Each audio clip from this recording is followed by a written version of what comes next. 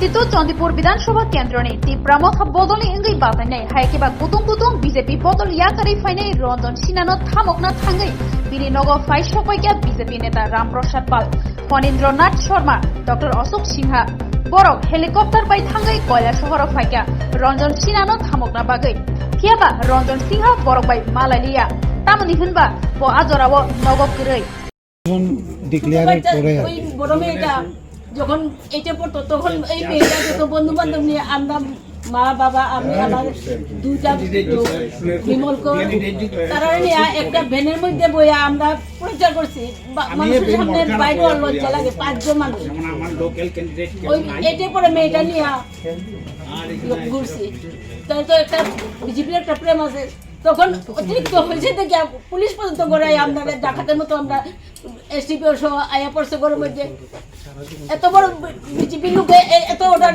দিতে পারে তারা তাহলে আমরা চুর দেখে তো এসডিপি আয়া পড়ছে রঞ্জন তুমি গাড়িতে উঠো এই জিনিসটা তো এতদিন বিয়ে করছি এই প্রাপ্যটা পাওয়ার লেগে করছি দাদা।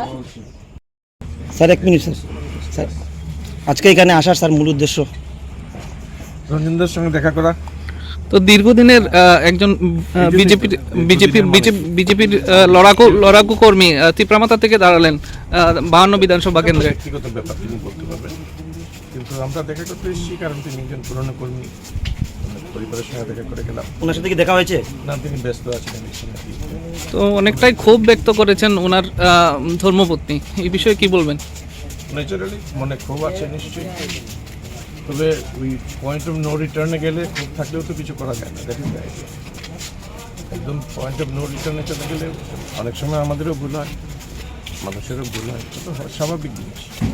সেই ভুল হওয়ার পরে ভুলটাকে সামনে নেওয়াটাই বড় কথা। কিন্তু আমরা যদি এমন একটা জায়গায় যাই যেখান থেকে ফেরত আসা যায় না, তখন তো থাকে না কিছু।